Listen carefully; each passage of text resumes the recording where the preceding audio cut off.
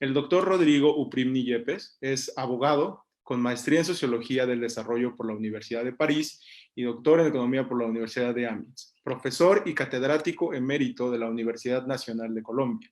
Fue magistrado auxiliar y encargado de la Corte Constitucional de ese mismo país. Es conjuez de dicha Corte y del Consejo de Estado. Es además integrante de la Comisión Internacional de Juristas y miembro del Comité de Derechos Económicos, Sociales y Culturales de Naciones Unidas de 2015 a 2018. Actualmente es también columnista de El Espectador y director del área de política de drogas en De Justicia, Centro de Estudios Jurídicos y Sociales, localizado en Bogotá, Colombia, dedicado al fortalecimiento del Estado de Derecho y a la promoción de los derechos humanos en Colombia y en el sur global, del cual fue también su director. Doctor Uprimni, gracias por aceptar nuestra invitación para compartir sus conocimientos sobre el papel del Poder Judicial de la Federación en el cumplimiento de los derechos económicos, sociales, culturales y ambientales. Tiene el uso de la voz por hasta 40 minutos. Adelante, por favor. Buenos días a todas y a todos. Quiero comenzar por agradecer al Instituto de la Judicatura Federal de México esta invitación a hablar sobre el papel de los jueces y de la justicia en general en la realización de los derechos sociales. Quisiera, antes de arrancar, señalar un poco desde dónde hablo. Obviamente no me voy a meter en temas específicos, jurídicos, del ordenamiento mexicano, que conozco de manera muy general, pero no técnica y especializada, sino que mi presentación va a intentar hacer una mezcla de elementos conceptuales, teóricos sobre la protección de los derechos sociales por las judicaturas, de elementos de derecho constitucional comparado y de elementos de derecho internacional de los derechos humanos. La razón de esto es que sobre la protección judicial de los derechos sociales por los jueces, o lo que llaman la justiciabilidad, en las últimas 2 décadas ha habido una mezcla de debates teóricos, pero también de experiencias nacionales e internacionales de justiciabilidad. O sea, hoy no estamos en el debate de la justiciabilidad de los derechos sociales de hace 20 años, en donde era si debía haber o no justiciabilidad, sino que ya hay justiciabilidad y estamos en el debate de si fue una buena opción y si hay buenas justiciabilidades o justiciabilidades más problemáticas. Entonces, por eso es que combino la discusión teórica con análisis comparados y siendo miembro del comité de ESC también con las reflexiones del derecho internacional de los derechos humanos. A partir de esa idea, mi presentación va a tocar 3 puntos. En la primera parte voy a reconstruir muy brevemente el debate teórico. Ese fue un debate muy fuerte hace 15, 20 años, en donde muchos intervenimos en esa discusión.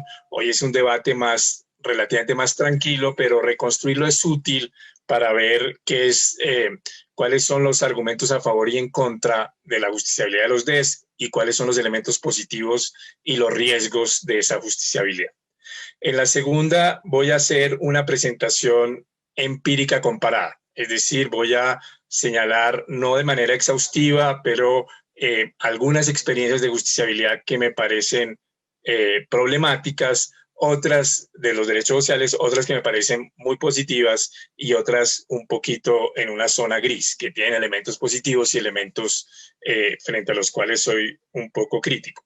Y finalmente, en la última, trataré de concluir defendiendo mi tesis, que es que la justiciabilidad de los derechos sociales tiene sentido, que los jueces tienen una responsabilidad en la realización de los derechos sociales, pero que son un elemento de la realización de los derechos sociales. No creo que sean siquiera la vía regia de esa realización. Eso pasa más por la movilización ciudadana y por las políticas públicas, pero tienen una responsabilidad, pero que puede haber buenas y malas justiciabilidades y tratar de ver cómo podría uno generar elementos para avanzar en justiciabilidades lo más democráticas y los más garantistas de los derechos sociales. Esos son entonces los 3 puntos que voy a tocar.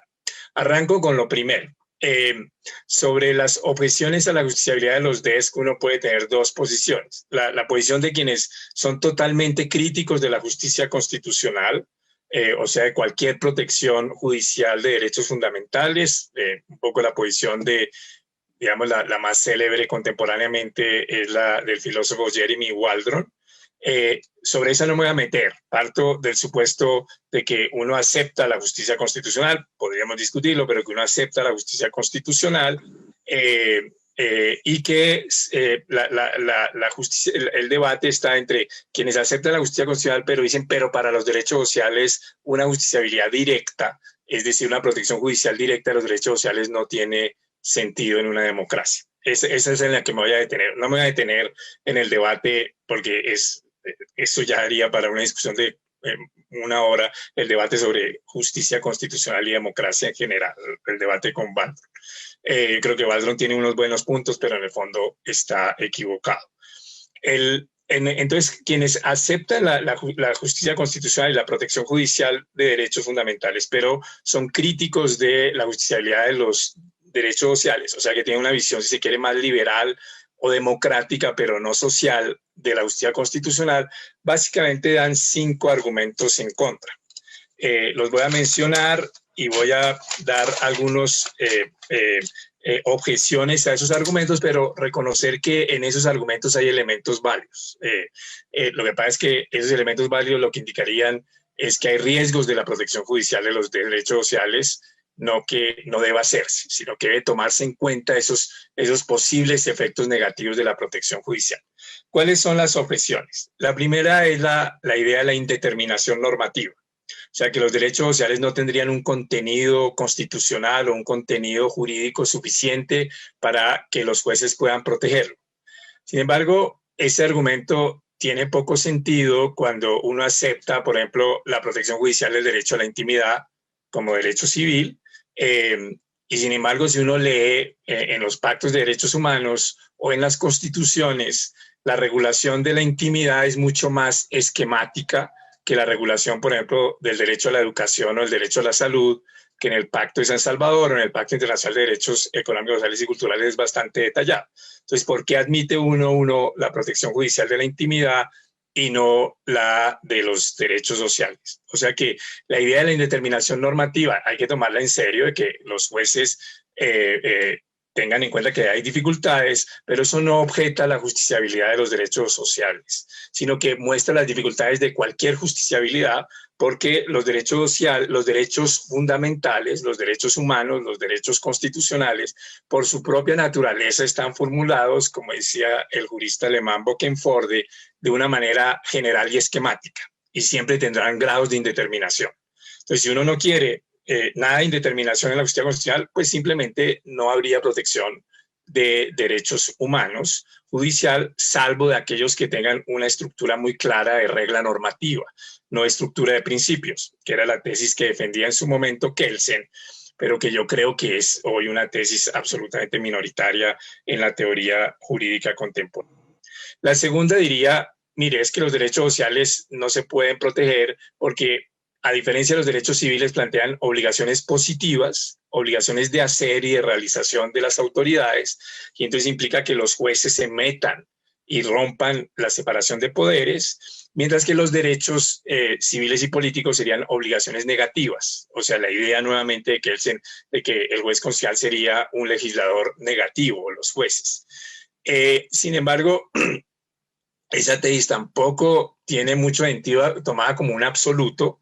Sí tiene razón en decir cuando uno va a controlar omisiones constitucionales es más difícil y plantea más problemas, eso sí, o sea que el control del incumplimiento de obligaciones positivas de las autoridades es más complejo, eso es verdad, pero no refuta la protección judicial de los derechos sociales, porque tanto los derechos civiles y políticos como los derechos sociales tienen todos en las obligaciones del Estado, tanto obligaciones positivas como negativas.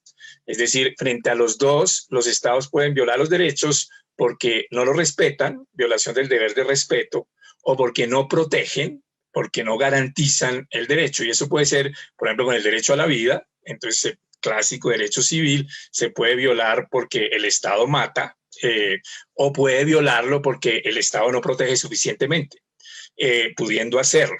O lo mismo los derechos, ciertos derechos civiles como los derechos electorales, implican toda una labor positiva del Estado de organización de un sistema electoral. Entonces esa idea que los derechos civiles y políticos serían gratis, su protección judicial porque solo implica omisiones, mientras que los derechos sociales serían carísimos porque implican prestaciones, no es cierta.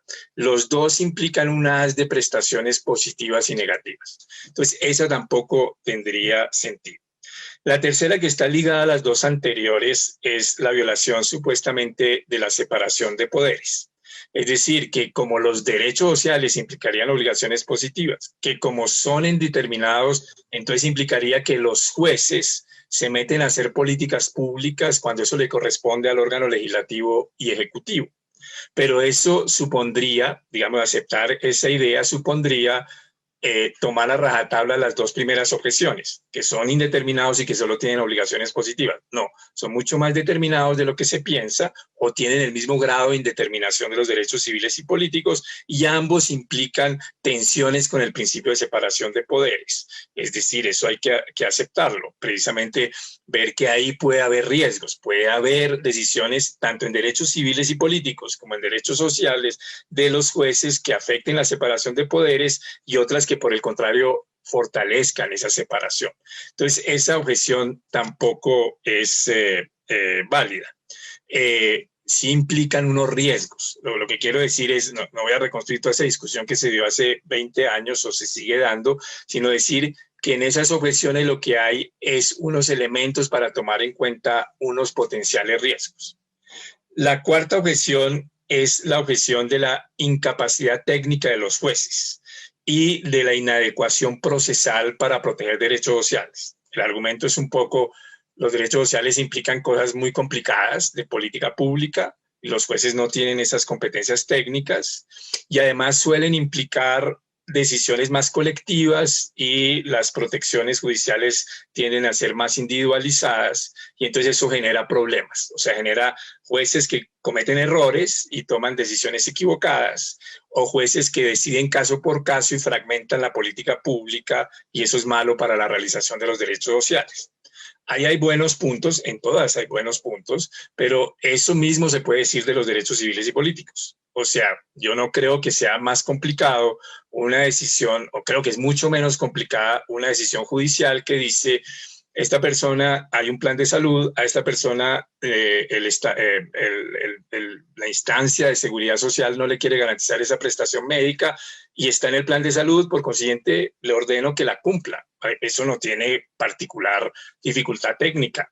Otra que dice la educación primaria es obligatoria y universal y a esta persona no le están garantizando la educación primaria, dele un cupo. Son obligaciones positivas, pero no tienen ninguna dificultad técnica. Y no creo que fragmenten la política pública, porque la política pública ya está definida. Y en cambio, me van a decir que es facilísima una decisión, por ejemplo, como las relativas a cómo controlar, digamos, las afectaciones del buen nombre en Internet. Eso parecería facilísimo, ¿no? Es complicadísimo. ¿Cómo comprende uno toda la dinámica de Internet? ¿Cómo comprende uno el tema de potenciales censuras entre particulares? Todo el debate de, digamos, la prohibición que le impusieron a las grandes Twitter y Facebook a Trump de utilizar Internet. Eso implicaría una decisión judicial muy compleja. ¿Podría hacer eso o no Twitter? ¿Podría hacer eso o no Facebook? Y entonces esa idea de que los derechos sociales son complicadísimos y los derechos civiles simples simplemente no es cierta. Ambos tienen complejidades y pueden implicar errores de los jueces. Para evitar esos errores, pues los sistemas judiciales desde hace no décadas, siglos, pues tienen el elemento que es recurrir a peritajes, recurrir a conceptos técnicos y los jueces tener la suficiente modestia de saber de qué saben y de qué no saben y en qué deben tener deferencia hacia autoridades técnicas y autoridades políticas. Y el último es uno más sociológico, de los que dicen no yo no tengo objeciones teóricas a los derechos sociales, pero en la práctica la protección judicial de los derechos sociales no produce buenos efectos, produce efectos negativos. Básicamente se ponen tres tipos de efectos negativos, que es la idea de decir la protección judicial de derechos sociales, lejos de reducir la desigualdad, la incrementa, porque quienes acceden a la justicia son clase media y alta, y entonces se protege preferentemente los derechos sociales de clase media y alta y no de los más pobres y excluidos. Esa es, por ejemplo, una de las críticas que ha hecho el profesor Ferraz sobre la protección del derecho a la salud en Brasil, la protección del derecho a la salud en Brasil, sobre todo cuando se trata de la protección para lograr prestaciones por fuera del plan de salud definido por las autoridades técnicas y legislativas, termina beneficiando a clase media y alta, y entonces tiene efectos regresivos. Esa objeción hay que tomarla en serio y hay que mirar cuándo la protección judicial puede tener esos riesgos, pero no es una objeción a la protección judicial de los derechos sociales, sino a ciertas formas de protección judicial de los derechos sociales. Otros autores han mostrado que esas protecciones del derecho a la salud tienen a veces un efecto de cascada. Esa es el análisis que han hecho Gowry y Brinks en su análisis de los derechos sociales, y que ese efecto de cascada hace que lo que aparentemente era regresivo pueda no serlo tanto. Entonces yo lo que creo es que uno debe mirar esos eventuales efectos inequitativos de la protección de los derechos sociales, pero no lleva a su no protección, sino a tipos de protección distintos. La segunda objeción por los efectos es que los derechos sociales implicarían una judicialización de las políticas públicas más importantes, que son algunas de las más importantes, que son las que tienen que ver con los derechos sociales, la igualdad, la justicia social, y entonces que sustraería el debate democrático y la movilización ciudadana a estos temas, que se vuelven temas técnicos de juristas, abogados y jueces, y que eso degrada la democracia. Yo creo que lo mismo se puede decir de los derechos políticos y civiles. Esa es una de las objeciones de quienes son críticos de la justicia constitucional, pero yo creo que la respuesta la han dado muchos autores, como Nino en su ya clásico Constitución de la Democracia Deliberativa, que es que los jueces tienen que tomar en cuenta ese riesgo, pero hay cosas que deben estar sustraídas del debate democrático porque tienen que ver con elementos de la dignidad que no están sujetos a las mayorías, y que segundo, los jueces pueden tratar de tomar decisiones que estimulen la discusión democrática en vez de quitar esa discusión democrática y ellos monopolizarla. Y eso se puede. Entonces uno puede tener, y eso lo voy a ver en la segunda parte, decisiones que me parecen equivocadas porque precisamente cierran debates democráticos que los jueces deberían abrir, y otras que por el contrario fortalecen la discusión democrática en la medida en que generan espacios para que haya discusiones que es más difícil que lleguen a los foros políticos. Y la última crítica es la crítica a la ineficacia. Es decir, que las sentencias de derechos sociales, especialmente las que tienen que ver con órdenes positivas, son muy difíciles de cumplir y, como dicen, se quedan en el papel y no se pueden materializar. Ella también tiene que ser tomada en serio para ver cómo uno garantiza mecanismos de cumplimiento de esas decisiones y que tengan los impactos que uno desearía, pero es una objeción a los mecanismos actuales de implementación, no a la imposibilidad de protección de los derechos sociales. Entonces, como ustedes ven, estas objeciones son importantes, pero no deberían llevar a el argumento central a favor de la justiciabilidad de los derechos sociales. Es que si uno toma los derechos sociales como realmente derechos humanos, derechos ligados a la dignidad humana, a esa idea de la dignidad humana, como dice la Corte Constitucional colombiana, que no se queda en la tesis kantiana de vivir como se quiere, sino que también se liga a esa idea de vivir bien y vivir sin privaciones extremas y vivir sin humillaciones, y para eso los derechos sociales son centrales para garantizar la dignidad humana. Si uno cree eso, yo lo creo, entonces, para que sean verdaderos derechos, tienen que tener formas de justiciabilidad. Uno puede hacer el debate teórico, como lo hace Alexi en su libro Teoría de los Derechos Fundamentales, que una cosa es el debate de la fundamentación de un derecho y otra el debate de su justiciabilidad. Yo creo que tiene buenos argumentos en eso. Pero yo creo que en la práctica Kelsen sigue teniendo razón.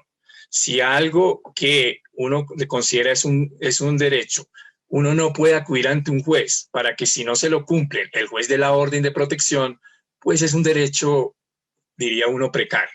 Entonces, si uno cree que los derechos sociales son derechos humanos tan importantes como los derechos civiles y políticos, tienen que tener alguna forma de justiciabilidad. Esa es la tesis que fue desarrollada por el Comité DESC para defender la justiciabilidad, o una de las tesis para defender la justiciabilidad, en las observaciones generales número 3 y número 9 del Comité DESC. Allí el Comité DESC un poco lo que dijo fue, es cierto que el Pacto de Derechos Económicos, Sociales y Culturales no tiene una norma que le ordene a los estados la justiciabilidad, no la tiene, como sí la tiene el Pacto de Derechos Civiles y Políticos, que tiene un equivalente al artículo 25 de la Convención Americana, que es que si esos derechos son desconocidos, las personas tienen que tener una especie de amparo de derechos humanos para la protección de esos derechos. Eso no está en el Pacto de Derechos Económicos, Sociales y Culturales. Sin embargo, el comité dijo con buen criterio en esas dos observaciones, y luego lo ha mantenido de manera, digamos, reiterada y uniforme, que una de las grandes vías, como los estados tienen que tomar todas las medidas para realizar los derechos, el comité dijo, queda difícil pensar en que uno garantice los derechos sin dotar de protección judicial esos derechos. Y por consiguiente dijo, el estado que quiera no dotar de justiciabilidad a los derechos sociales y considerar que no está incumpliendo el Pacto de Derechos Económicos, Sociales y Culturales, tendría la carga de demostrar que tiene otros mecanismos para la realización de los derechos que hacen innecesaria la protección judicial. Y yo creo, decía el comité, y yo lo comparto, que eso es muy difícil. Es muy difícil que sin un cierto grado de justiciabilidad, no quiere uno decir, repito, que esa es mi tesis, no creo que la protección judicial sea la gran vía de realización de los derechos sociales, repito, son más las políticas públicas y la movilización ciudadana, pero sin ese componente de justiciabilidad es difícil lograr esa protección. Con eso termino el primer punto para mostrar que el debate teórico no es que esté cancelado, yo creo que va en la línea de defender la justiciabilidad de los derechos sociales, pero que muestra riesgos de que los jueces no entiendan bien esa indeterminación normativa y terminen metiéndose en decisiones de los órganos políticos, tomen decisiones equivocadas, cancelen el debate democrático, etc. Y con eso entro al segundo punto. Si esta discusión la hubiéramos dado hace 20 años, de pronto quedábamos ahí, pero en los últimos 20, 25 años, en Colombia, uno diría 30 años, porque tiene que ver con la Constitución del 91, ha habido una práctica de protección judicial de los derechos sociales. Y yo creo que hoy los debates de cómo se protegen, cómo pueden o deben los jueces proteger los derechos sociales, no se puede hacer únicamente en el debate teórico, sino tiene que hacerse a partir de los análisis de las experiencias de protección judicial de los derechos sociales. Y ahí lo que uno ve es que hay unos casos que uno podría llamar malos, que le darían razón a quienes objetan la protección de los derechos sociales, y unos casos buenos que daría razón a quienes defendemos esa protección judicial, y unos casos que podría uno llamar mixtos, o en una zona gris, que tienen elementos muy positivos y otros elementos un poco más problemáticos.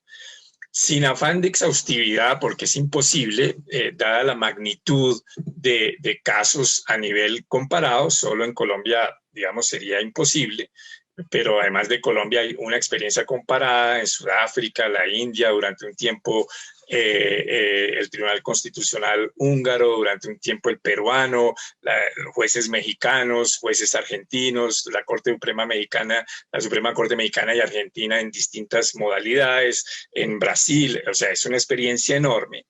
Entonces es imposible ser exhaustivo, pero creo que puedo ilustrar. Lo que quiero en esta segunda parte es ilustrar casos malos, casos buenos y casos grises.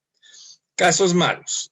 Casos malos hay varios que tienen que ver con esos casos en donde los jueces rigidifican un debate que se debía dejar abierto a la política y con efectos regresivos en términos socioeconómicos porque protegen más a las clases medias y clases altas en vez de proteger a los más pobres y excluidos. Y esos casos tienen que ver, no puedo dar los detalles, pero con casos, por ejemplo, esa es la tesis que desarrolló de manera muy crítica con esa protección, pero él tiene un enfoque muy liberal de los derechos humanos que limita su aproximación, el profesor András Sajo, el profesor húngaro, sobre la experiencia del Tribunal Constitucional húngaro en materia de pensiones. Y un poco su idea fue que eso lo que hizo, lejos de tener un efecto equitativo e igualitario, fue proteger las titularidades en materia de pensiones de quienes estaban muy incluidos ya en el sistema socioeconómico y tenían unas garantías y evitar flexibilidades para lograr un sistema pensional más igualitario y equitativo.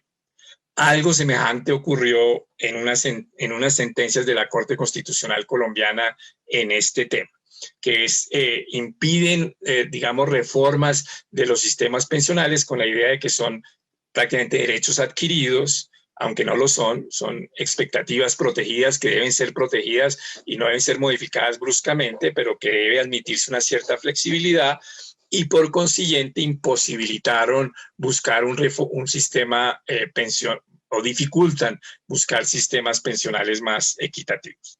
Entonces ese sería un ejemplo en donde se bloquea el debate político sobre un tema por el juez constitucional con criterios técnicos discutibles y al mismo tiempo sus efectos sociales son regresivos, son desiguales, incrementan la desigualdad en vez de reducirla, protegiendo a grupos, digamos, no diría uno privilegiados en el sentido de que no son los más ricos de los países, pero clase media, digamos, incluida. Lo mismo es el análisis que ha hecho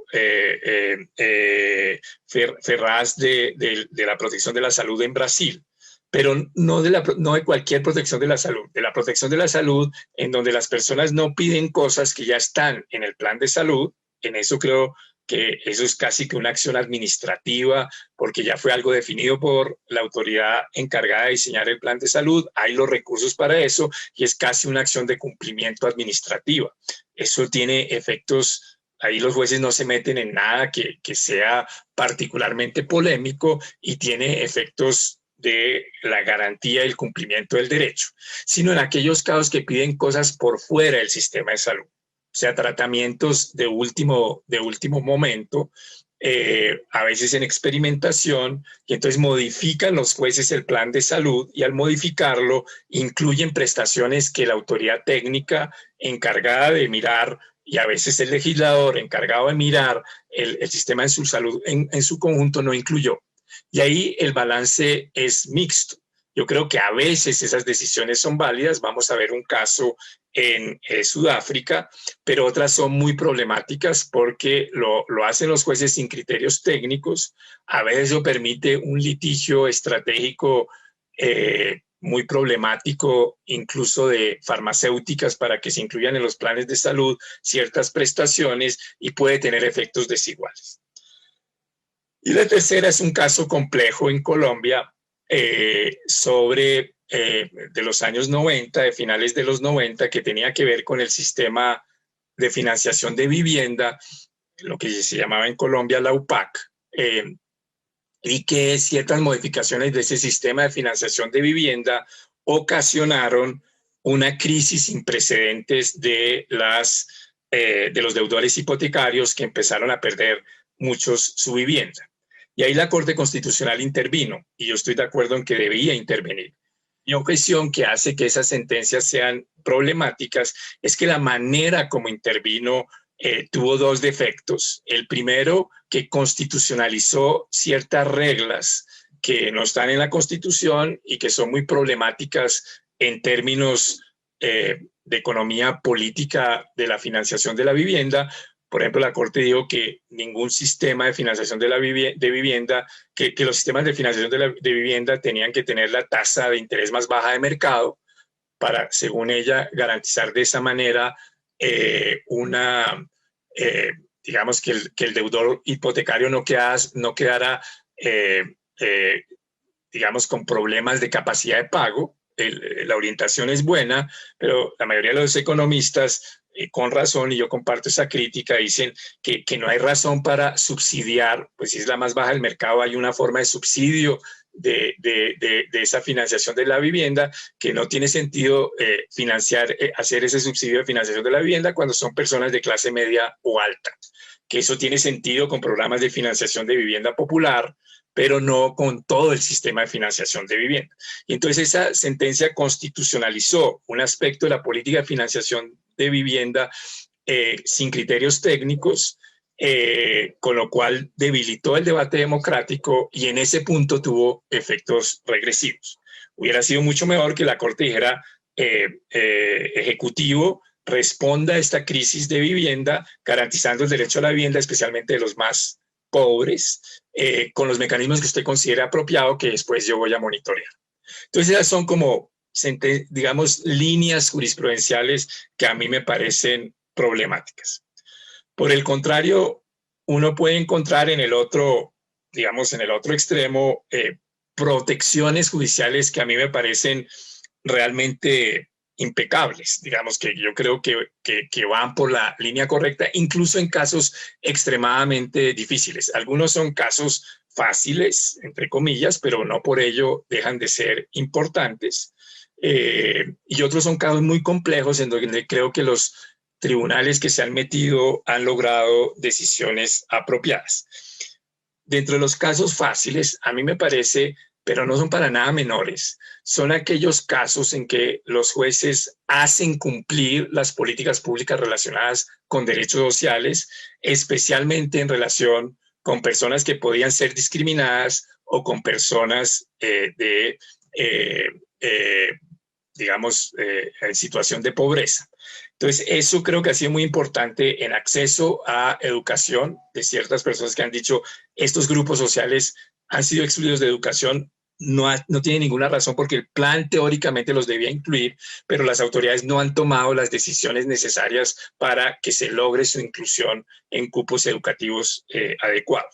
Yo creo que esas sentencias son impecables, tienen efectos igualitarios, no invaden para nada las esferas de la separación de poderes porque ya son políticas públicas adoptadas por los órganos políticos, pero hay unos problemas de ineficiencia y bloqueo o de desatención de esas poblaciones que les impide acceder a esos bienes necesarios para la realización de sus derechos sociales. Creo que eso es impecable. Las segundas que son impecables, que a veces se olvidan, es todas esas sentencias de derechos sociales que lo que buscan es evitar violaciones del deber de respeto del Estado. Es decir, cuando los estados toman decisiones que implican violación, digamos, implican y respetar ciertos derechos. Por ejemplo, aquellos casos en donde los estados toman decisiones discriminatorias en el acceso, nuevamente, por ejemplo, a la educación. Y entonces ahí los jueces han dicho cómo es que a esta población con un criterio discriminatorio se le impide acceder a este bien esencial a la realización de los derechos. Entonces, esas también me parece que son impecables. Pero incluso en obligaciones positivas, que serían las que uno diría que son más polémicas, yo creo que hay experiencias muy positivas y quisiera señalar dos. La primera es una experiencia de Sudáfrica, que es en el caso de la llamada, es un caso muy conocido, que es el caso de la Treatment Action Campaign o la TAC, que es un caso muy importante en donde hubo una movilización social, la Treatment Action Campaign, que buscaba que el gobierno, en esa época era el gobierno del presidente Mbeki, que era negacionista en el tema de SIDA. O sea, decía prácticamente que el SIDA no existía. Eso estaba generando una catástrofe humanitaria en Sudáfrica con centenares de miles de muertos y se negaba a incluir en el plan de salud lo que todos los técnicos recomendaban, que era muy barato y que podía impedir la extensión, digamos, el contagio de madre a hijo cuando la madre era VIH positiva. es, digamos, masificar un retroviral, el Nerapin, que impide eso, y ellos se negaban con esa idea de que prácticamente el SIDA no existía. Y entonces ahí se hizo esa campaña, y esa campaña llegó hasta la Corte, al Tribunal Constitucional Sudafricano, que, digamos, palabras más, palabras menos, le dijo, usted tiene que, lo que decía el gobierno es, vamos a hacer unas experiencias pilotos en algunos hospitales, y le dijo, no, la evidencia científica ya es contundente en que esto funciona.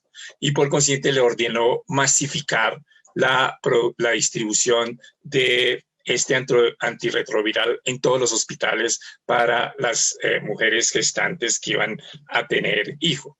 Y eso tuvo un efecto positivo muy importante, especialmente sobre las poblaciones más pobres.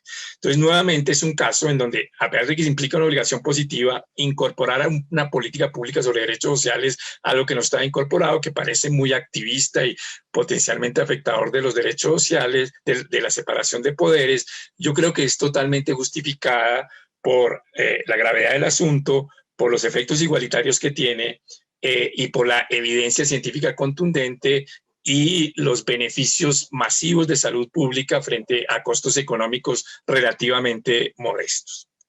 Y la última, que me parece, digamos, muy positiva, de también un tema enorme, es la sentencia, la conocida sentencia de Colombia sobre desplazamiento forzado, la sentencia T025 del 2004. En ese caso, lo que hizo la Corte Constitucional fue reunir toda una cantidad de acciones de tutela, que son como amparos, el equivalente a amparos individuales en México, que normalmente solo tienen efecto entre las partes, pero la Corte masificó esas decisiones. Digo, yo no puedo proteger a desplazados de manera individual, sino que estas tutelas lo que muestran es unos defectos de la política pública de desplazamiento forzado que está teniendo efectos dramáticos sobre la dignidad y los derechos sociales y otros derechos de la población desplazada.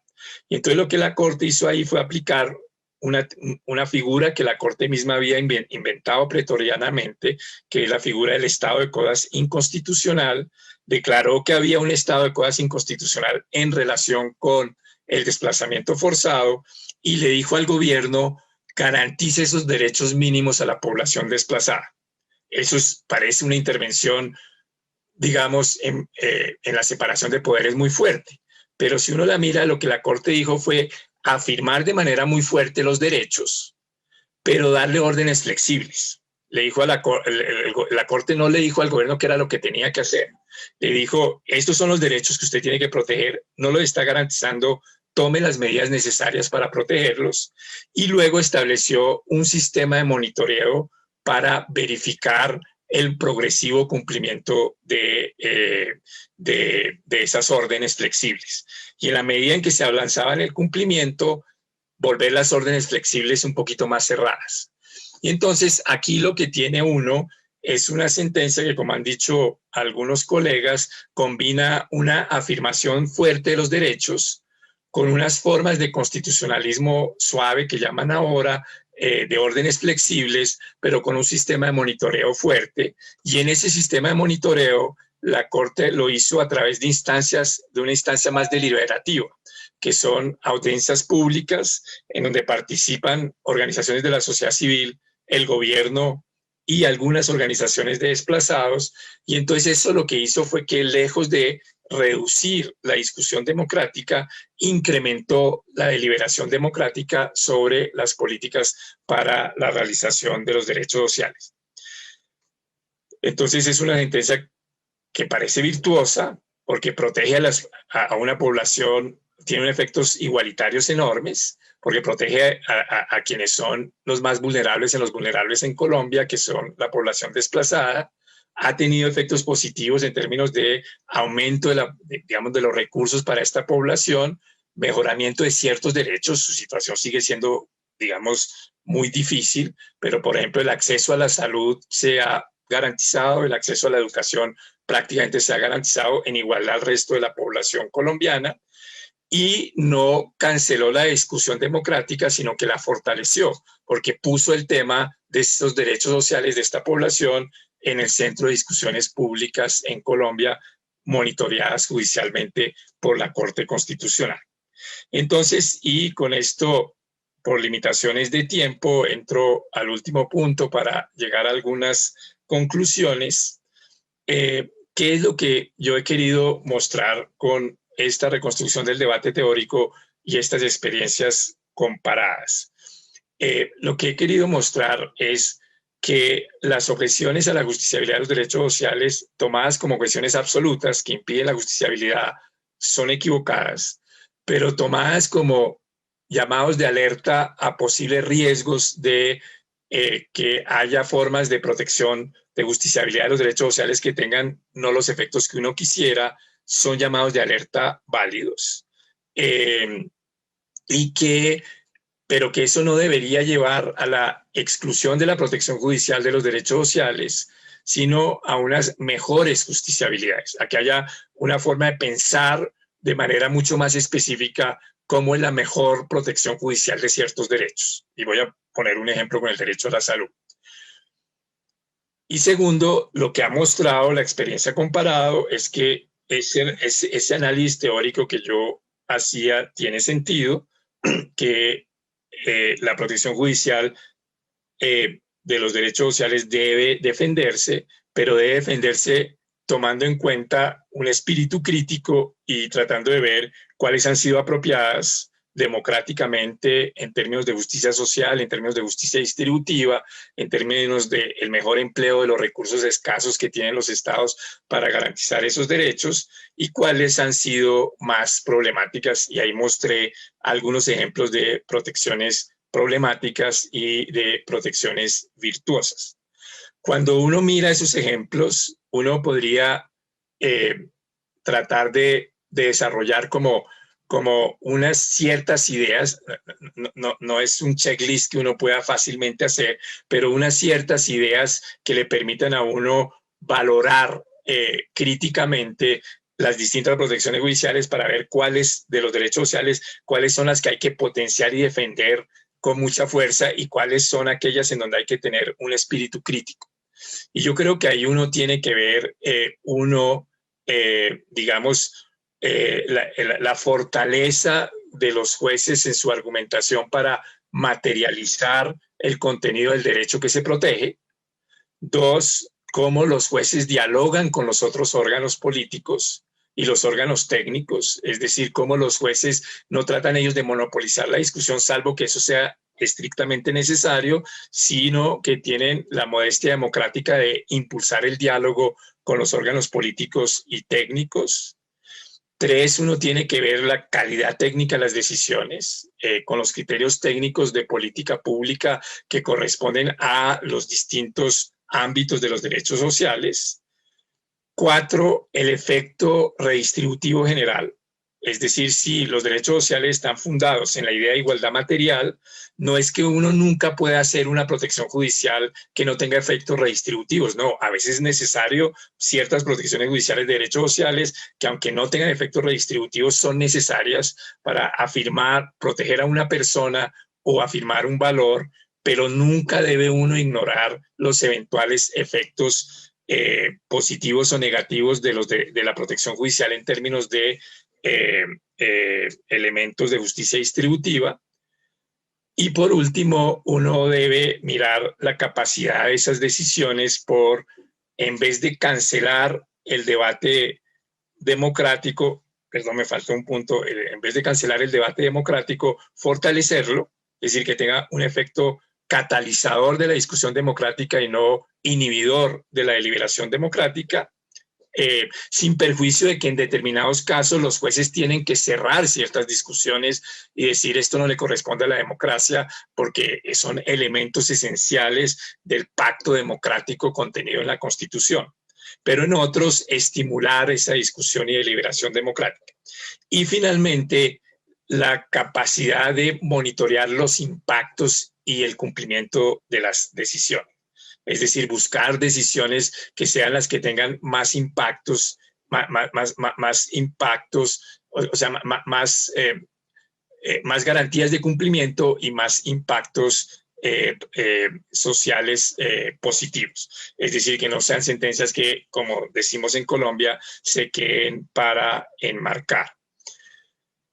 Un ejemplo en esto que nosotros tratamos de desarrollar en un texto que está en la CEPAL, que desarrollamos con una colega, Juanita Durán, fue el debate sobre equidad y protección judicial del derecho a la salud en Colombia. Y ahí tratamos de hacer ese tipo de análisis. Tratamos de demostrar cuáles elementos de la protección judicial eran más problemáticos y cuáles elementos eran los más positivos. Entonces, en los elementos más problemáticos nos parece que la protección del derecho a la salud individualizada en casos específicos, alterando los programas de salud pública sin criterios de salud, sin criterios técnicos sólidos o sin que afecte a poblaciones particularmente, digamos, discriminadas, era problemática porque introducía elementos poco técnicos, tenía efectos en general regresivos, pero que por el contrario otras protecciones del derecho a la salud, cuando los jueces lo que hacían era estimular reacciones de los órganos políticos para modificar las políticas de salud pública con criterios de inclusión y evitando discriminaciones, esas tenían efectos positivos redistributivos y que tenían efectos más neutros, pero que eran totalmente justificadas aquellas protecciones individualizadas que se hacían dentro del marco de los planes de salud, porque garantizaban el derecho y garantizaban la eficacia de esas políticas. Entonces, que uno puede mirar y decir, esta es más problemática, esta requeriría pensarse, esta es totalmente positiva, requeriría fortalecerse y esta tiene que mantenerse, que es una garantía judicial por procedimientos casi propios de derecho administrativo de la eficacia de los derechos. Y con esto entonces concluyo más o menos con lo que decía al inicio, es decir, creo que sobre todo en países tan desiguales como los nuestros, con niveles de pobreza tan extendidos como los nuestros, es imposible pensar un constitucionalismo que no tome en serio los derechos sociales. Ustedes como mexicanos lo saben muy bien porque fueron los que innovaron a nivel mundial en esta materia con la Constitución de Querétaro, pero ese reconocimiento constitucional de los derechos sociales no puede quedarse en una simple aspiración política, sino que si uno quiere darle la realidad de que sean derechos, tiene que dotarlos de grados de una justiciabilidad. Eso ustedes también como mexicanos lo saben, porque fueron los inventores en la Constitución de 1853 del amparo, que es el mecanismo que precisamente busca realizar en la práctica los derechos contenidos en la Constitución. Luego volvieron el amparo algo incomprensible para la mayoría de los terrícolas, y creo que fue un error, pero tienen la idea fundamental. Entonces, si ustedes tienen derechos sociales, tienen la idea de la protección judicial de los derechos sociales, creo que tienen todos los elementos para, recogiendo esta experiencia en distintos países, lograr una protección judicial de los derechos sociales que sea democrática, que sea redistributiva, que proteja a los más débiles y que garantice de la mejor forma la dignidad humana y la cláusula social de nuestras constituciones. Muchas gracias. Muchas gracias, doctor, por su relevante intervención, por su participación. Me parece que ha delineado con precisión y de forma breve muy bien los argumentos tanto a favor como en contra de la participación judicial en la protección de los DESCA, y me parece que ha demostrado con claridad, ¿no?, que la discusión ya no es tanto si se debe, ¿no?, sino cómo hacerlo, cómo aterrizarlo, ¿no? Y también, pues, muchas gracias, me parece que ha delineado también con precisión cuáles son los mayores desafíos, ¿no?, de esta relación. Bueno, durante su intervención hemos recibido numerosas preguntas y comentarios. Una disculpa de antemano, ya que por cuestiones de tiempo pues no podremos dar lectura a todas ellas. Sin embargo, vamos a rescatar aquellas que son más reiterativas, ¿no? Entonces, si le parece bien, ahora estaré leyendo un par de preguntas que nos han llegado en para esta primera ronda de intervenciones. La primera que nos hacen llegar se refiere a un tema que abordó en la primera parte de su exposición y nos preguntan qué implicaciones tiene o podría tener para la imparcialidad de las y los jueces dar inicio a diálogos democráticos como los que mencionan, ¿no? ¿Podría estos diálogos afectar o tener un efecto en esta imparcialidad? ¿Cuál sería este? El segundo grupo de preguntas se refiere a cómo incluir nociones de política pública dentro de la labor jurisdiccional, ¿no? Nos preguntan cómo se podría contribuir desde el trabajo de formación de jueces y juezas a lograr un mejor entendimiento de las implicaciones que ciertas decisiones judiciales tienen en términos de política pública, ¿no? Y básicamente, pues, ¿cuánto expertise en materia de política pública sería deseable que tuvieran juezas y jueces para estar en condiciones de tomar este tipo de decisiones sin hacer inviable, ¿no?, el cumplimiento de estas sentencias? Y la tercera pregunta que le haría en esta primera ronda sería, nos preguntan si los jueces y juezas, me parece que lo menciono, pero creo que valdría la pena ahondar un poco más en esto, si los jueces y juezas deberían incorporar consideraciones de redistribución de riqueza en sus decisiones. ¿Y hasta qué grado es esto deseable? Parece que podemos empezar esta ronda con estas primeras tres preguntas. Muchas gracias. Adelante.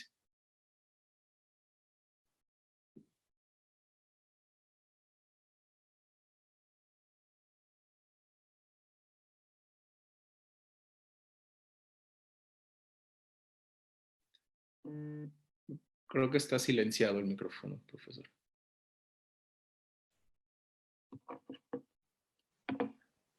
Listo. Listo. Ahora sí, ¿no? Ahora sí me oyen bien. Ahora sí, adelante. Bueno, muchas gracias por las tres preguntas, muy buenas y muy pertinentes. La primera, no creo que digamos, hay un tema, no sé cómo sea en México, pero en Colombia a veces se ha entendido que la imparcialidad del juez implica que los jueces en los procesos prácticamente que tienen que permanecer mudos hasta la sentencia, porque si no, cualquier cosa que digan ya comprometería su imparcialidad e implicaría una eventual recusación. Yo creo que no es así. Cuando uno ve la experiencia de cómo operan las audiencias en materia de, sobre todo más en el ámbito del common law, pero también en países europeos de derecho continental, ahí los jueces son muy activos en sus comentarios, críticas e intervenciones en audiencias y en momentos, y eso no se considera que en la medida en que se hace en el ámbito de la audiencia sea un prejuzgamiento.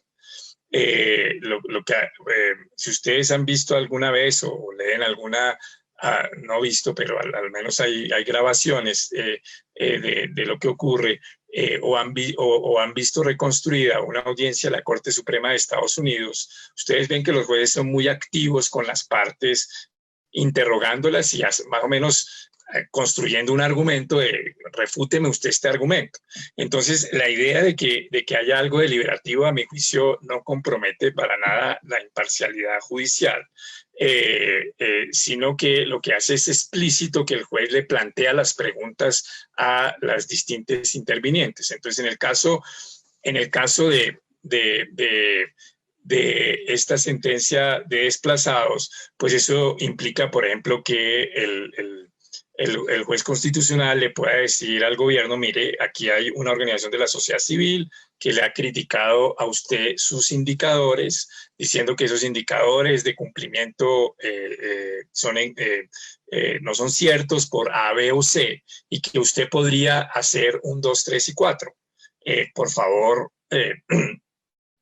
explíquele a la Corte por qué no han hecho un 2, 3 y 4, o si es que esa observación que está haciendo la organización de la sociedad civil o esta organización de desplazados no tiene validez. Y ahí hay un diálogo o una jurisprudencia dialógica, y no creo que eso para nada comprometa la imparcialidad de los jueces. Es decir, yo no creo que la imparcialidad de los jueces sea que los jueces se queden callados en las audiencias o en el proceso solo hasta la sentencia, sino que los jueces realmente tomen en serio los intereses de todas las partes y en sus preguntas muestren que están tomando en cuenta todos esos intereses de todas las partes en la controversia. La segunda pregunta tiene que ver con esa idea de si uno puede, qué elementos de política pública deberían tener en cuenta los jueces y cómo puede uno incorporarlos y cómo puede uno formarlos. Yo creo que la labor de los jueces en relación con derechos sociales o con otros derechos no es hacer política pública, no. Eso sí creo que se equivocaría mucho y cuando tratan de hacerlo suelen equivocarse. Y es problemático en términos de separación de poderes. La labor de los jueces es establecer los estándares mínimos de política pública y establecer mecanismos de control de razonabilidad de esas políticas públicas para ver cuáles son admisibles y cuáles no. Y si eso lo hacen, el juez no tiene que tener ciertos conocimientos de política pública cuando se meten en las decisiones, sí, pero no tiene que ser un formulador de políticas públicas que tenga un doctorado en políticas públicas, no. Lo que puede hacer el juez es decir, bueno, aquí tomemos otro ejemplo de política de donde ha habido intervenciones mixtas, porque yo creo que están muy bien orientadas, pero sus efectos han sido muy limitados, que es, por ejemplo, en Estados Unidos tuvieron buenos efectos, que es, por ejemplo, las políticas, las intervenciones judiciales para garantizar derechos sociales en las prisiones. Es decir, que nuestras prisiones no sean esos lugares infernales que son en la mayoría de nuestros países, sino sean sitios en donde hay privación de la libertad de las personas, pero en condiciones dignas, no solo porque eso lo exige la idea de derechos humanos, sino que realmente si uno quiere, en términos reales, de que las cárceles tengan algún elemento resocializador y reintegrador, pues tienen que ser cárceles dignas.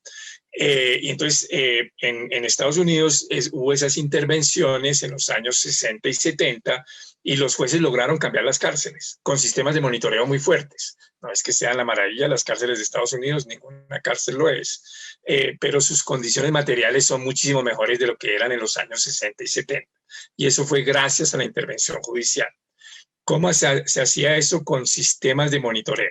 O sea, ¿por qué usted no ha garantizado esto en esta cárcel? Señor administrador, explíquemelo. Es que le faltan recursos, es decir, es un sistema de monitoreo y un sistema de mínimos. Por eso yo creo que en el sistema de control de políticas públicas hay que articular, bueno, hoy hay en derecho comparado un debate, no un debate, sino una nueva línea de clasificación de las formas de justicia constitucional. Antes se clasificaban en concentrado, difuso. Ahora hay esa distinción que yo creo que es fructífera epistemológicamente y académicamente, que es esa distinción entre constitucionalismo fuerte y constitucionalismo débil. Constitucionalismo fuerte sería el de nuestros países y el de Estados Unidos, en donde el juez tiene la última palabra y sus órdenes tienen que cumplirse, y el constitucionalismo débil sería un poquito el que se ha hecho en países como un poquito Canadá, países del Commonwealth, Canadá, Reino Unido, Nueva Zelanda, en donde los jueces declaran la inconstitucionalidad pero no dan órdenes cerradas y esa declaración de la inconstitucionalidad no tiene efectos inmediatos porque implica decisiones del legislativo o de los órganos políticos si acogen esa declaración o no. Es decir, es más débil. Y yo creo que en materia de políticas sociales uno puede combinar elementos de constitucionalismo fuerte y de constitucionalismo débil.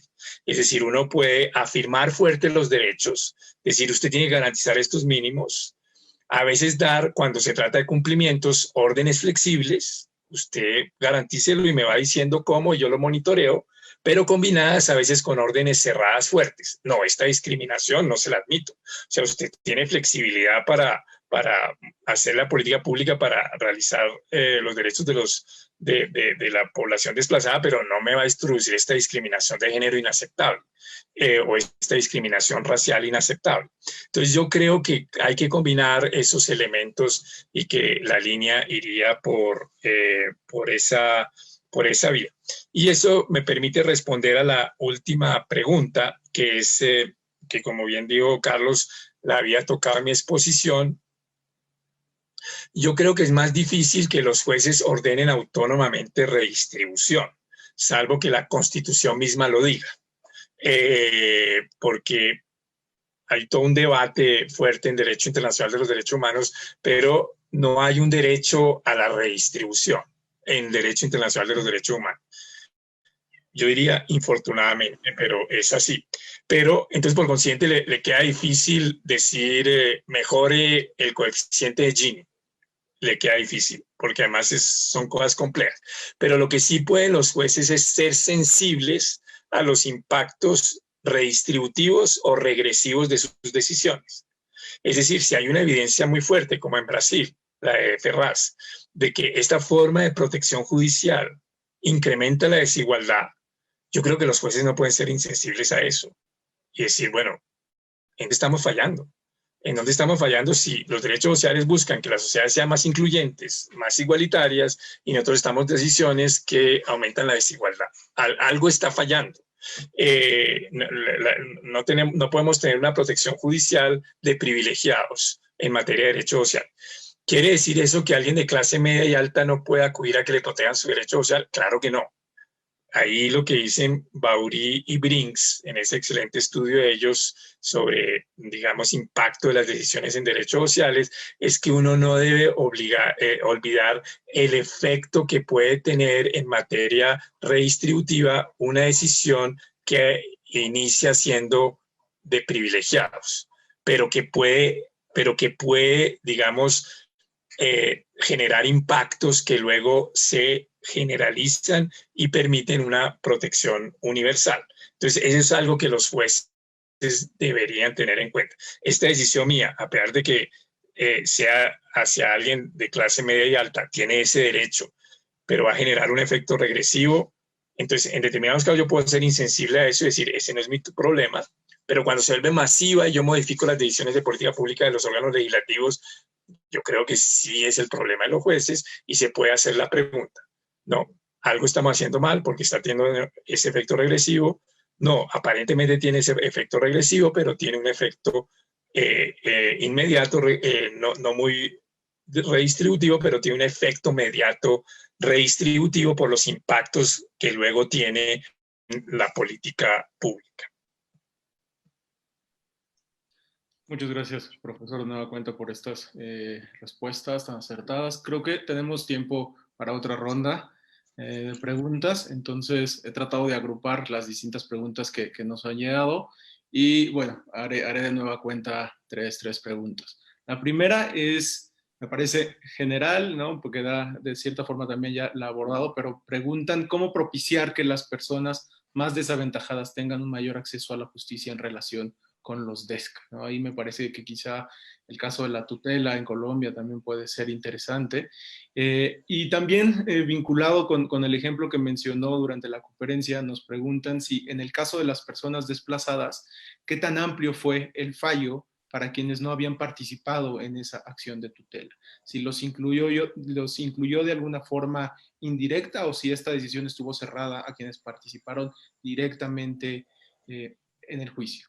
Y después hay una tercera pregunta, ¿no? Que nos dicen si incorporar consideraciones, por ejemplo, relacionadas con la pobreza o con desigualdad sistémica en decisiones que no están directamente vinculadas con lo que se entiende tradicionalmente como los DESCA, como podría ser una decisión en un proceso penal, si incorporar este tipo de consideraciones en ese tipo de decisiones puede considerarse una forma de justiciabilidad de los DESCA. Serían estas tres preguntas, profesor. Muchas gracias. Adelante. Muchas gracias, Carlos. Nuevamente, muchas gracias por las preguntas. Nuevamente creo que son preguntas muy buenas. La primera,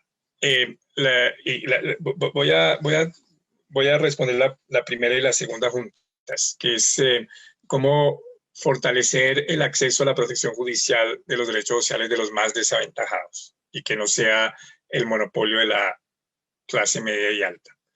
Y yo creo que eso se logra a través de tres mecanismos. Puede haber más, pero al menos esos tres mecanismos. El primero es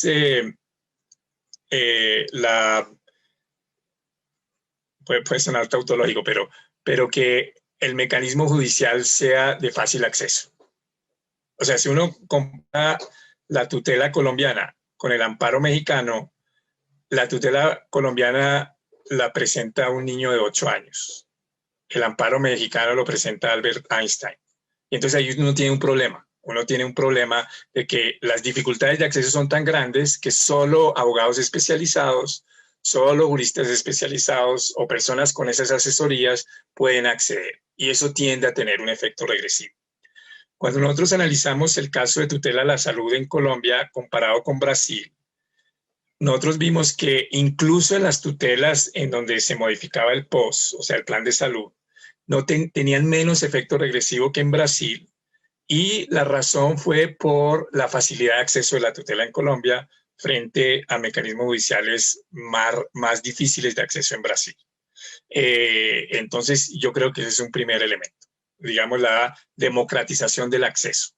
Que las reglas, como dirían los gringos, de standing o las reglas de interés directo afectado sean interpretadas de forma mucho más flexible. Un ejemplo de esa facilidad de acceso que permitió facilitar el acceso a la justicia en derechos sociales se dio en India en los años 70, 80, cuando allá se generó lo que algunos académicos luego llamaron la jurisprudencia epistolar de la Corte Suprema de Justicia India. ¿Y qué era eso? Era que a veces a la Corte Suprema le llegaban cartas de gente quejándose. Era una carta donde decía, mire que en mi pueblo la escuela no está funcionando. Y ellos volvían esas cartas casos judiciales. Y a partir de los casos ordenaban decisiones. Eso puede ser un poco excesivo, puede uno discutirlo, pero es una forma en donde uno flexibiliza las reglas de acceso para permitir la protección judicial adecuada. Lo segundo que tiene que ver con la segunda pregunta es cuando los jueces, o ya sea porque el ordenamiento jurídico se los da de manera expresa, que sería lo mejor para seguridad jurídica y legitimidad democrática de la labor de los jueces, o ya sea porque los jueces ven la necesidad y crean la figura, que los jueces puedan convertir ciertos casos individuales en especie de class action o de casos colectivos, en donde entonces los efectos, ya no es por la vía de entrada, sino por la vía del producto, los efectos de la decisión sean generales, cubran a una población más amplia de los litigantes. Eso fue lo que sucedió en este caso de los desplazados.